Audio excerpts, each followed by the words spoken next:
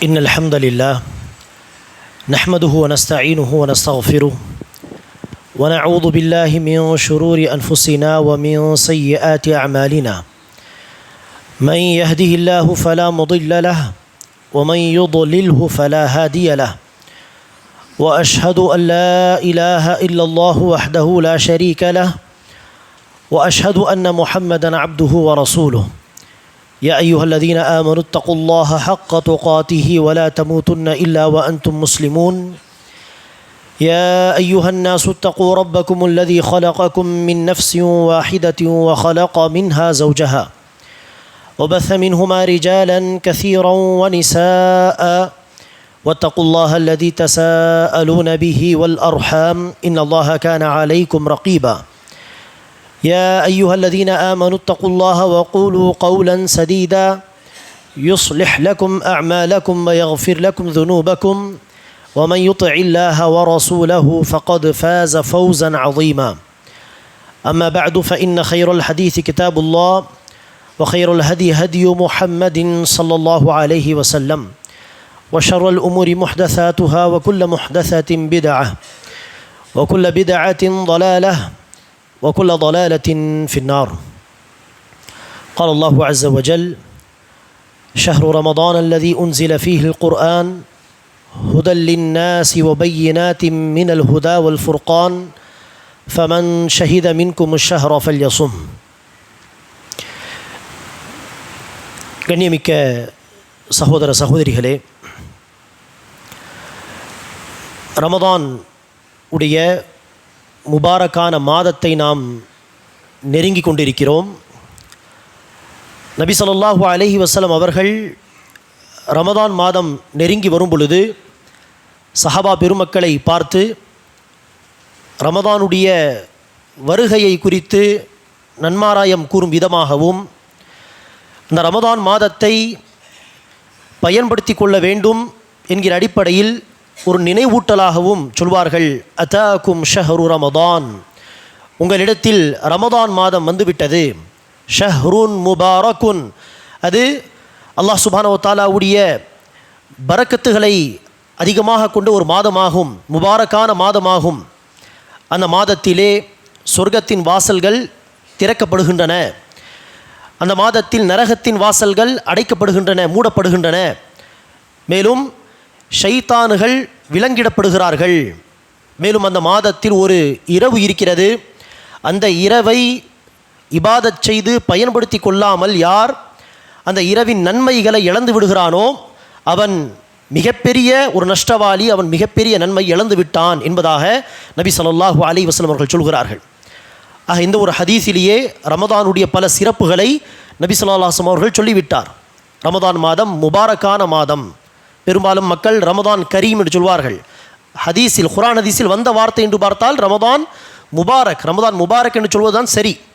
ஆக முபாரக்கான மாதம். இந்த மாதத்தில் சொர்க்கத்தின் வாசல்கள் திறக்கப்படுகின்றன. இவ்வாறு சொர்க்கத்தின் வாசல்கள் திறக்கப்படுவது அல்லாஹ் பலரை சொர்க்கவாசிகளாக ஆக்குவதற்கு இந்த ரமதான் மாதத்தில் வாய்ப்புகளை வைத்திருக்கிறான் என்ற அர்த்தம். நரகத்தின் வாசல்கள் மூடப்படுகின்றன. அவ்வாறு நரகத்தின் வாசல்கள் மூடப்படுவது இந்த மாதம் தன்னை நரகத்திலிருந்து காப்பாற்றி கொள்வதற்கு மிக சிறந்த ஒரு மாதம் என்பதை நமக்கு சுட்டி காட்டுகிறது.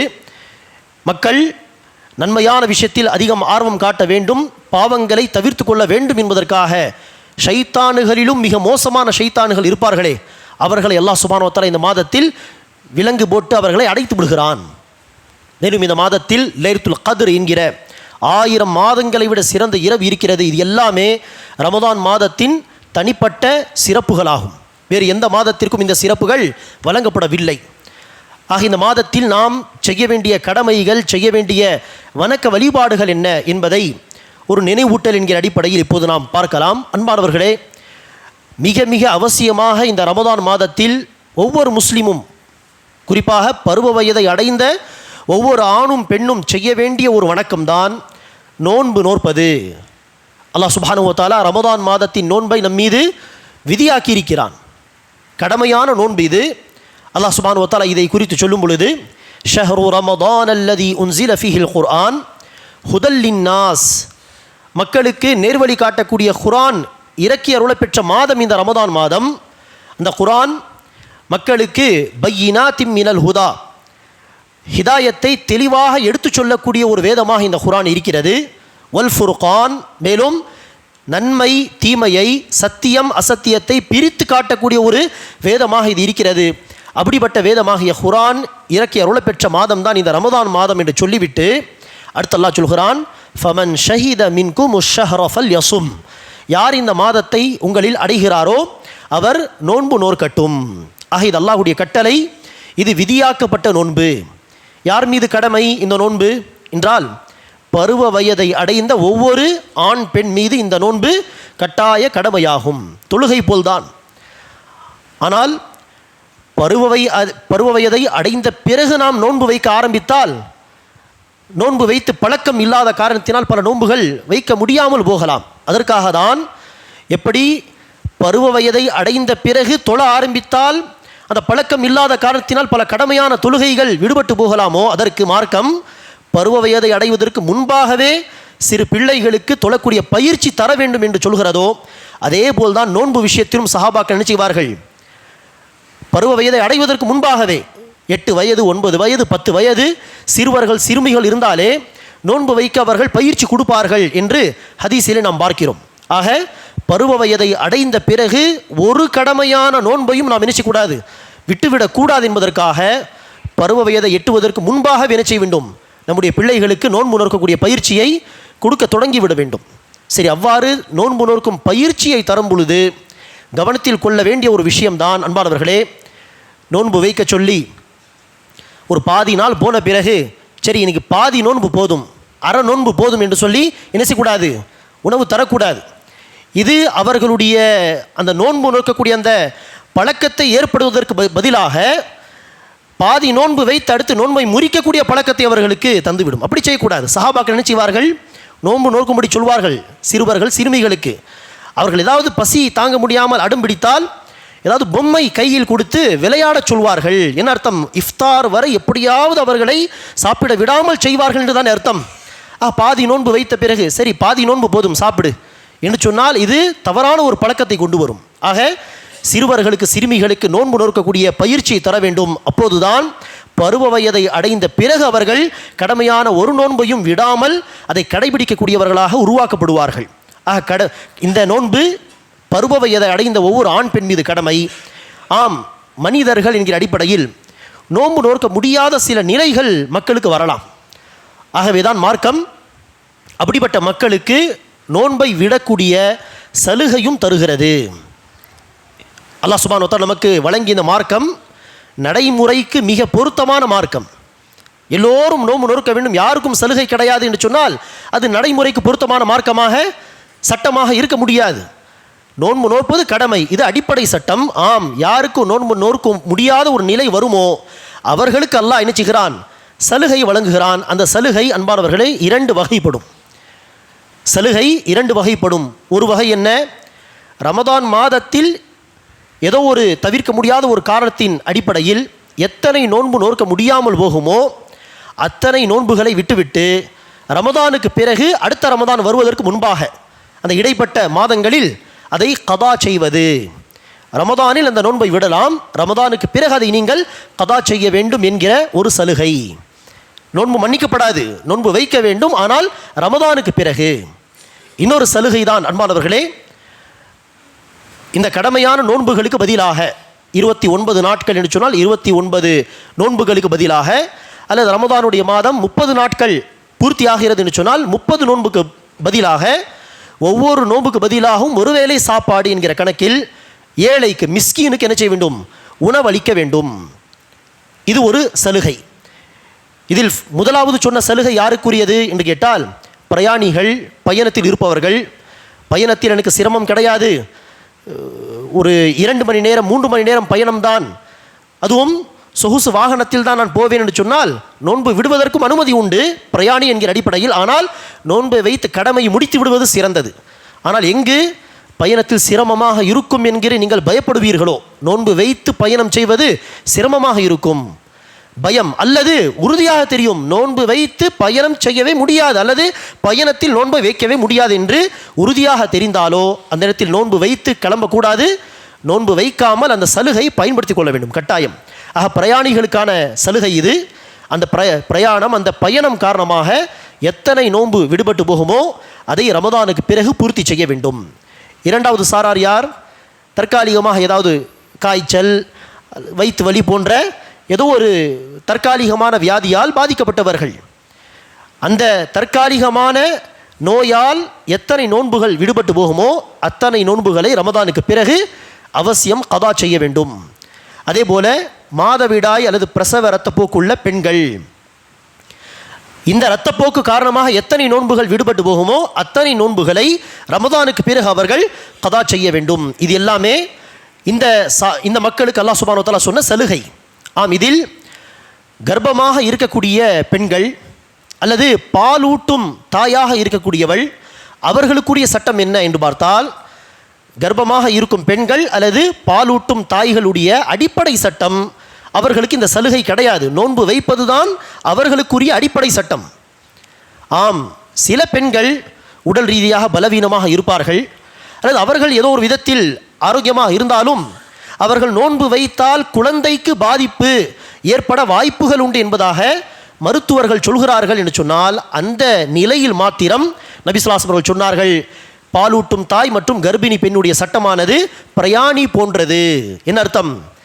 சில நோன்புகளை விட்டுவிடலாம் தேவையான அளவுக்கு, அல்லது ரமதான் முழுவதும் இந்த ரமதான் வைக்க முடியாதுன்னு சொன்னால் இந்த ரமதான் விடலாம். ஆனால் ரமதான் போன பிறகு இடைப்பட்ட அந்த 11 மாதத்தை நினைச்ச வேண்டும், விடுபட்ட நோன்புகளை பூர்த்தி செய்ய வேண்டும். சில பெண்களுக்கு கர்ப்பமாக இருக்கும் பொழுது விட்ட நோன்பு, பாலூட்டும் பொழுதும் நோன்பு நோக்க முடியவில்லை, அந்த நேரத்தில் விட்ட நோன்பு என்று 2-3 ரமதான் உடைய நோன்புகள் சேர்ந்து விட்டால் இது மிக சிரமமான ஒரு சூழ்நிலை. அங்கு நாம் என்ன சொல்லலாம்? அத்தனை நோன்புக்கு பதிலாக உணவளித்து தன்னுடைய கடமையை பூர்த்தி செய்யுங்கள் என்று சொல்லலாம். ஆனால் அடிப்படை சட்டம் நோன்பு நோக்க வேண்டும், தேவைப்பட்டால் நோன்பை விட்டு கதா செய்ய வேண்டும். சரி அன்பானவர்களே, யாருக்கு ஃபிதியாவுடைய சட்டம் வரும் என்று கேட்டால், மிக வயதானவர்கள், வயோதிகம் அடைந்தவர்கள், 70 தாண்டி போய்விட்டார்கள், 80 தாண்டி விட்டார்கள், உடல் பலவீனமும் இருக்கிறது, நோன்பு நோக்க முடியாது, அல்லது தீராத நோயாளிகள். எப்படிப்பட்ட நோய்? எந்த நோயில் நோன்பு நோக்க முடியாதோ, நோன்பு நோக்க முடியாத விதத்தில் உள்ள தீராத நோயாளிகள், அவர்களால் ரமதானிலும் வைக்க முடியாது, ரமதான் போன பிறகும் வைக்க முடியாது, அடுத்த ரமதானிலும் வைக்க முடியாது, அல்லாஹ் நாடி அவர்களுக்கு ஷிஃபா கிடைத்தாலே தவிர. அதுவரை அவர்கள் என்ன செய்யலாம்? ஒவ்வொரு நோன்புக்கு பதிலாக ஃபிதியா கொடுத்து தன்னுடைய கடமை நிறைவேற்றலாம். ஃபிதியா என்று சொன்னால் என்ன? ஒரு நோன்புக்கு பதிலாக ஒரு வேளை சாப்பாடு, ஒரு வேளை உணவு மிஸ்கீனுக்கு கொடுப்பது தான் ஃபிதியா எனப்படும். இந்த ஃபிதியாவை இதே ரமதானில் கொடுத்து முடிக்க வேண்டும் என்கிற கட்டாயம் கிடையாது. இந்த ரமதானில் நோன்பு நோக்கவில்லையா, ரமதான் போன பிறகு கூட கொடுக்கலாம், பிரச்சனை இல்லை. ரமதான் மாதத்தில் கொடுக்க வேண்டும் என்கிற கட்டாயமும் கிடையாது. நோன்பாளியாக இருந்தால்தான் ஒரு மிஸ்கினு கொடுக்க வேண்டும் என்கிற கட்டாயமும் கிடையாது. அல்லது நாம் சுயமாக தர வேண்டும் என்கிற கட்டாயமும் கிடையாது. யார் அந்த நோன்பை விடுகிறார்களோ அவர்கள் சார்பாக அவருடைய பிள்ளைகள் அல்லது தந்தை என்று யார் வேண்டுமானாலும் இன்ஷா அல்லாஹ் கொடுக்கலாம். மிஸ்கீனுக்கு கொடுக்க வேண்டும், ரமதான் மாதத்திலும் கொடுக்கலாம், ரமதானுக்கு பிறகு கூட கொடுக்கலாம், உணவாக சமைத்து கூட கொடுக்கலாம், அல்லது தானியங்களாக கூட கணக்கிட்டு என்ன செய்யலாம், 30 நாட்களுக்கு தேவையான உணவு சமைப்பதற்கு இவ்வளவு அரிசி தேவைப்படும் என்று தானியங்களாக கூட கொடுக்கலாம். ஒரே நபருக்கு கூட என்ன செய்யலாம், ஒவ்வொரு நாள் என்று கொடுக்கலாம், அல்லது வெவ்வேறு நபர்களுக்கு கூட ஒரே நேரத்தில் கொடுத்து கூட அந்த கடமையை முடிக்கலாம். இப்படிப்பட்ட எல்லா வாய்ப்புகளும் இன்ஷா அல்லாஹ் உண்டு. ஆனால் கவனத்தில் கொள்ள வேண்டிய விஷயம் என்ன? மிஸ்கீன்களுக்கு தர வேண்டும். சில பேர் என்ன செய்வார்கள், ஃபிதியாவுடைய காசை கொண்டு வந்து கஞ்சிக்கு தருவார்கள். கஞ்சிக்கு அந்த காசை கொடுத்தால் மிஸ்கீன்களா எல்லோரும் உட்கார்ந்து கஞ்சி சாப்பிடுகிறார்கள்? இல்லை, மிஸ்கீன்களும் இருப்பார்கள், வசதி படைத்த மக்களும் இருப்பார்கள், பெரிய பெரிய பணக்காரர்களும் இருப்பார்கள். ஃபிதியாவுடைய காசை எல்லாம் எக்காரணத்திற்கொண்டும் என்ன செய்யக்கூடாது, சஹர் உணவுக்கு தருகிறேன் அல்லது கஞ்சி காசுக்கு தருகிறேன் என்று தரக்கூடாது. இது தப்பு. ஃபிதியாவுடைய காசு மிஸ்கீன்களுக்கு மட்டும்தான் உணவாக நீங்கள் தர வேண்டும், காசாகவும் தரக்கூடாது, உணவாக தர வேண்டும். இது ஃபிதியா தொடர்பான சில அடிப்படை சட்டங்கள். அன்பானவர்கள், இவ்வாறு இந்த சலுகை இல்லாத மக்கள் யாராக இருந்தாலும், பருவ வயதை அடைந்த ஆண் பெண், அவர்கள் அவசியம் நோன்பு நோக்க வேண்டும். என்ன செய்யக்கூடாது, நான் வேலை பார்க்கிறேன், 8 மணி நேரம் வேலை பார்ப்பதோடு என்னால் நோன்பு நோக்க முடியாது என்று சொல்லி எல்லாம் வேலையை காரணம் காட்டி நோன்பு விடுவதற்கு மார்க்கத்தில் அனுமதி கிடையாது. சலுகை வழங்கப்பட்டவர்கள் யார் என்று நாம் சொன்னோம்? தற்காலிக நோயாளிகள் அல்லது பிரயாணிகள், மாதவிடாய் உள்ள பெண்கள் அல்லது தேவைப்பட்டால் கர்ப்பிணி பெண்கள், பாலூட்டும் தாய்கள் அல்லது வயோதிகம் அடைந்தவர்கள், தீராத நோயாளிகள், இதுதான் சலுகை வழங்கப்பட்ட மக்களுடைய லிஸ்ட், பட்டியல். வேலையை காரணம் காட்டி நோன்பு விடுவதற்கு மார்க்கத்தில் அனுமதி கிடையாது. அன்பார்வர்களே, நோன்பை நாம் அவசியம் கடைபிடிக்க வேண்டும். இது வாஜிபான கடமையான நோன்பு. இஸ்லாத்தின் 4வது தூணாக இது இருக்கிறது. அன்பார்வர்களே, இந்த நோன்புக்கு பொதுவாகவே நபிகள் நாயகம் ஸல்லல்லாஹு அலைஹி வஸல்லம் சொன்ன சிறப்பு தான், எவர் ஒருவர் அல்லாஹ்வுக்காக ஒரு நாள் நோன்பு நோற்பாரோ, மன் ஸாம லில்லாஹி யௌமன் பஅதல்லாஹு வஜ்ஹஹு அனின் நாரி 70 ஹரீஃபா. அல்லாஹ் சுப்ஹானஹு வ தஆலா ஒரு நாள் நோன்பு வைத்த அந்த அடியாருடைய முகத்தை 70 வருடங்கள் பயண தூரம் வரை நரகத்தை விட்டு தூரமாக்கி விடுகிறான். 70 வருடங்கள் பயண தூரம். அந்த காலத்தில் ஒரு நாள் என்ன செய்வார்கள்? ஏறக்குறைய 40 கிலோமீட்டர் நடப்பார்கள். நபி ஸல்லல்லாஹு அலைஹி வஸல்லம் மக்காவிலிருந்து மதீனாவுக்கு புறப்பட்டார், இந்த தேதி புறப்பட்டார், இந்த தேதி போய் சேர்ந்தார் என்றெல்லாம் தகவல் வருமா இல்லையா? அந்த தகவல்களை வைத்து நினைச்சுவார்கள், அறிஞர்கள் கணிப்பார்கள். மக்காவிலிருந்து மதீனா இவ்வளவு கிலோமீட்டர், அதை நபிகள் நாயகம் ஸல்லல்லாஹு அலைஹி வஸல்லம் 10 நாளில் போயிருக்கிறார் என்று சொன்னால், அப்படி இருக்க ஒரு நாளில் ஏறக்குறைய அந்த காலத்தை நினைச்சுவார்கள் 40 கிலோமீட்டர் 50 கிலோமீட்டர் நடப்பார்கள். அந்த விதத்தில் நீங்கள் கணக்கிட்டு பாருங்கள், 70 வருடங்கள் ஒருவர் ஒவ்வொரு நாள் 40 கிலோமீட்டர் என்று பயணித்தால் எவ்வளவு தூரம் போக முடியும்?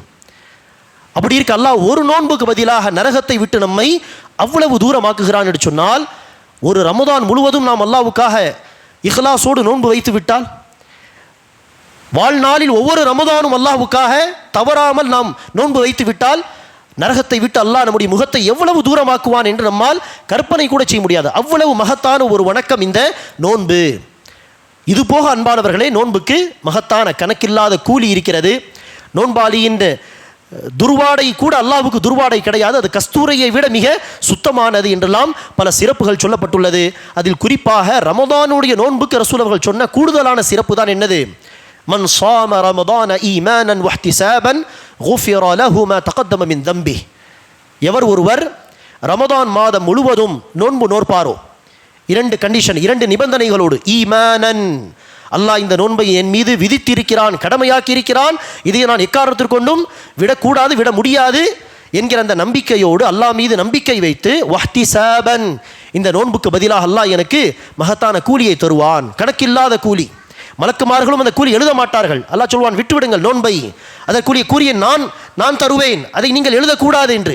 அந்த மகத்தான கூலி எனக்கு கிடைக்கும், நரகத்தை விட்டு என்னுடைய முகம் தூரமாக்கப்படும் என்கிற அந்த எதிர்பார்ப்போடு எவர் ஒருவர் ரமதானுடைய நோன்பை வைப்பாரோ, குஃபிர லஹு மா தகத்தம மின் தம்பி, அவருடைய முந்திய பாவங்கள் எல்லாமே மன்னிக்கப்படும். குறிப்பாக சிறு பாவங்கள் எல்லாமே அல்லாஹ்விடத்தில் தௌபா கேட்காமலே மன்னிக்கப்படும்.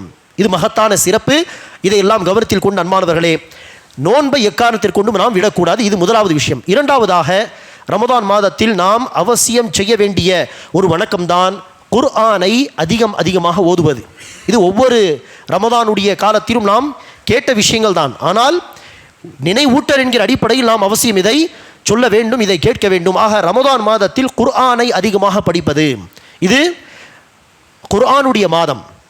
குர்ஆனுக்கும் ரமதான் மாதத்திற்கும் வலுவான தொடர்பு இருக்கிறது. அல்லாஹ் ரமதான் மாதத்தில் தான் குர்ஆனை இறக்கி வைத்தான். அந்த அடிப்படையில் ரமதானுக்கும் இந்த மாதத்திற்கும் வலுவான தொடர்பு இருக்க நபி ஸல்லல்லாஹு அலைஹி வஸல்லம் அவர்களும் என்ன செய்திருக்கிறார்? ரமதான் மாதத்தில் பிரத்யேகமாக குர்ஆனை அதிகமாக ஓதியிருக்கிறார், மற்ற நாட்களை விட. என்ன ஆதாரம்? நபி ஸல்லல்லாஹு அலைஹி வஸல்லம் அவர்களிடத்தில் ரமதான் மாதத்தில் ஒவ்வொரு நாளும் ஜிப்ரீல் அலைஹிஸ்ஸலாம் என்ன செய்வார்கள்? வஹி கொண்டு வருவது அல்லாமல் அப்படியே வருவார்கள் ரசூலை சந்திப்பதற்கு. வரும் பொழுது நபி ஸல்லல்லாஹு அலைஹி வஸல்லம் அவர்கள் என்ன செய்வார்கள்? ஜிப்ரீல் அலைஹிஸ்ஸலாமுக்கு அந்த ரமதான் வரை எத்தனை சூறாக்கள், எத்தனை அத்தியாயங்கள் வந்திருக்குமோ அந்த பகுதியை முழுமையாக ஜிப்ரீல் அலைஹிஸ்ஸலாமுக்கு ஓதி காட்டுவார். ஜிப்ரீல் அலைஹிஸ்ஸலாம் ரசூலுக்கு அந்த ரமதான் வரை இறங்கிய சூறாக்களை முழுமையாக ஓதி காட்டுவார். ஒவ்வொரு ரமதானிலும் இப்படி நடந்தது. ரசூலுடைய வாழ்க்கையின் இறுதி ரமதானிலே நபி ஸல்லல்லாஹு அலைஹி வஸல்லம் அவர்கள் அந்த ரமதான் வரை இறங்கிய அத்தியாயங்களை, அந்த குர்ஆனை 2 முறை ஜிப்ரீல் அலைஹிஸ்ஸலாமுக்கு ஓதி காட்டினார் என்று வருகிறது. ஆக எந்த மாதத்திலும் செய்யாத பிரத்யேகமான ஒரு அமல் இது. ரமதான் மாதத்தில் ரசூல் அவர்கள் ஜிப்ரீல் அலைஹிஸ்ஸலாமுக்கு குர்ஆனை ஒப்பிப்பது, அவர்கள் ரசூலுக்கு குர்ஆனை ஓதி காட்டுவது என்பது ரமதான் மாதத்தில் பிரத்யேகமாக நடந்த அமல். அந்த அடிப்படையில் அன்பானவர்களே, நாமும் குர்ஆனை முழுமையாக படித்து முடிக்க 1 முறையோ 2 முறையோ 3 முறையோ என்று முயற்சிக்க வேண்டும். அதற்காக நேரத்தை ஒதுக்க வேண்டும். ஆனால் அதே நேரத்தில் குர்ஆனை பல முறை முடிப்பது, அதை சொல்லி காட்டுவது, பெருமை அடித்துக் கொள்வது என்று சில பேர் செய்வார்கள். அதையும் செய்யக்கூடாது. தன்னுடைய ஈமானை, தன்னுடைய அமலை பாதுகாத்து கொள்ள வேண்டும். அதை முகஸ்துதி என்கிற முசீபத்தை கொண்டு நாம் அழித்து நாசமாக்கி கொள்ளக்கூடாது. அல்லாஹ்வுக்காக குர்ஆனை ஓத வேண்டும். அதே நேரத்தில் தராவி தொழுகையில் குர்ஆனை முழுமையாக ஓதி முடிப்பது கடமையா என்பதையும் நாம் புரிந்து கொள்ள வேண்டும். தராவி தொழுகையில் குர்ஆனை முழுமையாக இமாம் ஓதுவது என்பது கட்டாய கடமையோ வாஜிபோ அப்படியெல்லாம் கிடையாது. சொல்லப்போனால் நேரடியாக ரசூல் அவர்கள் இதை வலியுறுத்தி கூட சொல்லவில்லை. ஆம், ரசூல் அவர்கள் முழுமையாக குர்ஆனை ஓதி காட்டுவார். ஜிப்ரீல் அலைஹிஸ்ஸலாம் ரசூலுக்கு முழு குர்ஆனை ஓதி காட்டுவார் என்கிற அந்த ஹதீஸின் அடிப்படையில் தொழுகையில் ஒரு இமாம் முழு குர்ஆனை ஓதினால் எல்லோருக்கும் முழு குர்ஆன் கேட்கக்கூடிய ஒரு நல்ல வாய்ப்பு கிடைக்கும் என்கிற அடிப்படையில் என்ன செய்யலாம்? முழு குர்ஆனை ஓதி முடிக்க முயற்சி செய்யலாம். ஆனால் அவ்வாறு ஓதி முடிக்கும் பொழுது நிறுத்தி நிதானமாக தான் ஓத வேண்டுமே தவிர மிக அவசரமாக சில பள்ளிவாசல்கள் நிச்சயவார்கள் வார்த்தைகளே விளங்காது, யாலமும் தாலமும் மாத்திரம்தான் கேட்கும். இடையில் ஓதக்கூடிய வார்த்தைகள்லாம் தெளிவாக கேட்காது. அப்படியெல்லாம் ஓதுவது குர்ஆனை வைத்து கேலி கிண்டல் செய்வது, பரிகாசம் செய்யக்கூடிய வேலை, விளையாட்டு பொருளாக ஆக்குவது என்ற அர்த்தம். அப்படி செய்யக்கூடாது.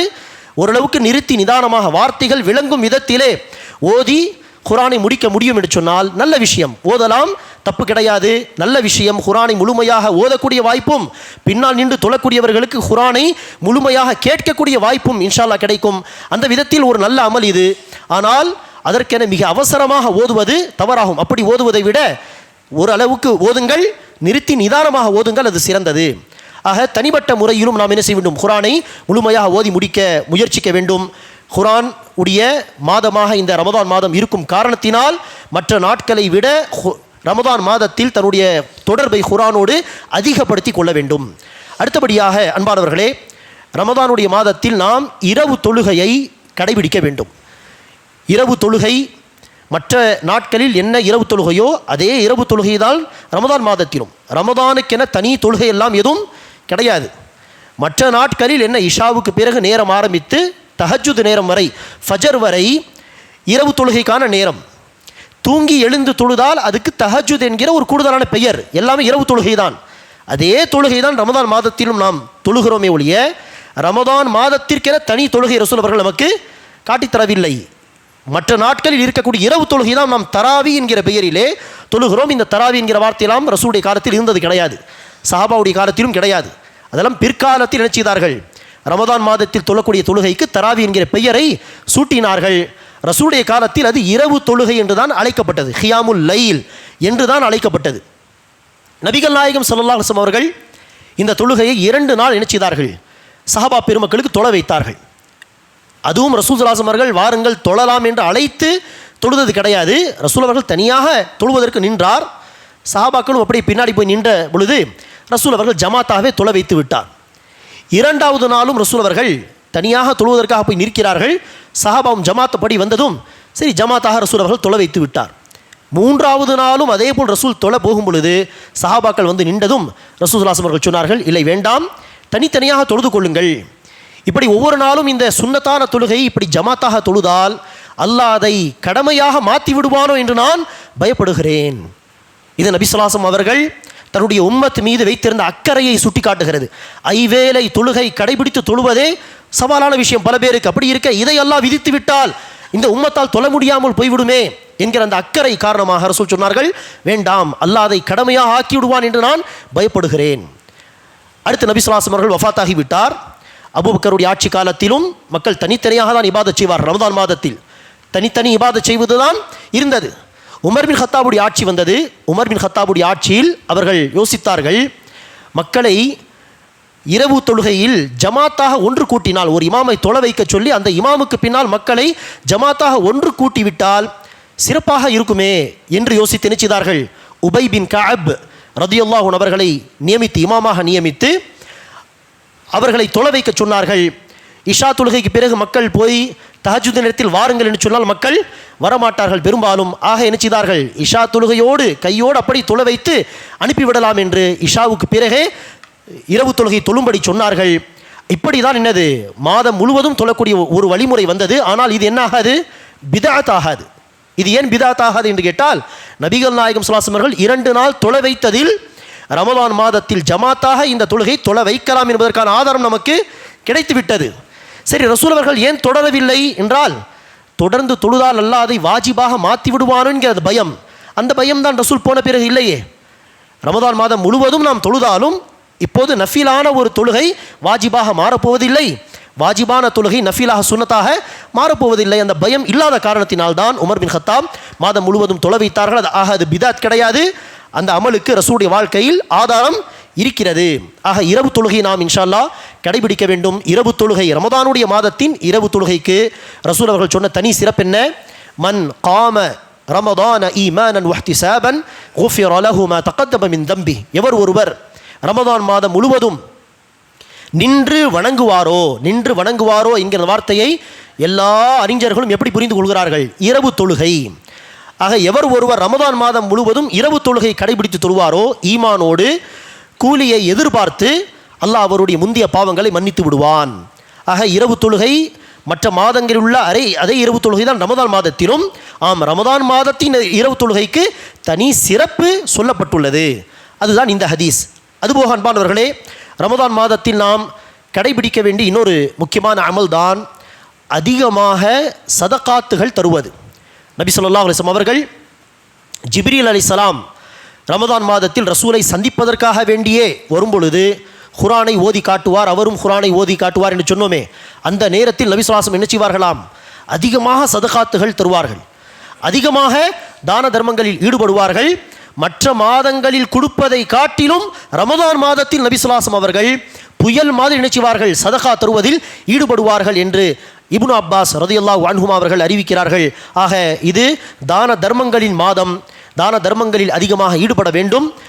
யார் ஜகாத்தை முன்கூட்டி ரமதான் மாதத்தில், எனக்கு ஜகாத் கடமையாக போவது ரமதானுக்கு பிறகு 2 மாதம் கழித்து தான், ஆனால் ரமதான் மாதத்திலே கொடுத்து அதிகமான கூலியை பெறலாம் என்று முன்கூட்டியே யார் தருகிறார்களோ, அல்லது யாருக்கு ஜகாத்து ரமதான் மாதத்தில் தான் கடமை ஆகிறதோ அப்படிப்பட்ட மக்கள் ஜகாத்தையும் இந்த மாதத்திலே தவறாமல் கொடுத்து அதிகமான கூலியை பெற முயற்சிக்க வேண்டும். ஜகாத் இல்லாவிட்டாலும் பொதுவான சதகாத்துகளையும் அதிகமாக நாம் தர வேண்டும்.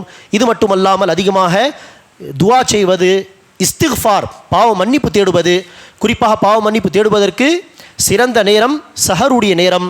அதே போல் துஆ செய்வதற்கு மிக சிறந்த நேரம் காலையில் நோன்பு வைக்க ஆரம்பித்து இஃப்தார் செய்யும் வரை நோம்பாளியாக நாம் இருப்போமே, அதில் எந்த நேரம் நாம் துஆ செய்தாலும் இன்ஷா அல்லாஹ்விடத்தில் அந்த துஆ நிச்சயமாக ஏற்றுக்கொள்ளப்படும். இஃப்தார் நேரத்தில் செய்யக்கூடிய துஆ மாத்திரம் ஏற்றுக்கொள்ளப்படும் அப்படி கிடையாது.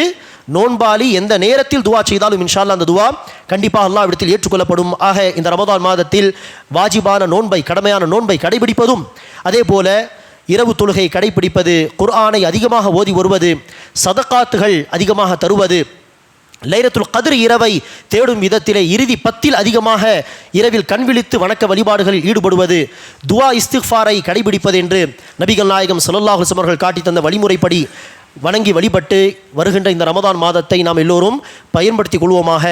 ரமதான் மாதத்தை வீணாக்கி நபி ஸல்லல்லாஹு அலைஹி வஸல்லம் ஜிப்ரீல் அலைஹிஸ்ஸலாமுடைய சாபத்திற்கும் நபி ஸல்லல்லாஹு அலைஹி வஸல்லம் அவர்கள் அந்த சாபத்திற்கு ஆமீன் என்று சொன்னார்களே, அந்த பத்துவாவுக்கும் ஆளாகாமல் இருக்க நாம் முயற்சி செய்வோமாக. அல்லாஹ் சுப்ஹானஹு வ தஆலா சொல்லக்கூடிய எனக்கும் கேட்கக்கூடிய உங்கள் அனைவருக்கும் சொல்லப்பட்ட இந்த விஷயங்களை எல்லாம் அமல்படுத்தக்கூடிய நர்பாக்கியத்தை தருவானாக. ஆமீன். அகூலு கௌலி ஹாதா வ அஸ்தக்ஃபிருல்லாஹ் லி வ லக்கும் வ லிசாயிரில் முஸ்லிமீன மின் குல்லி தம்பின் ஃபஸ்தக்ஃபிருஹு இன்னஹு அல் கஃபூருர் ரஹீம்.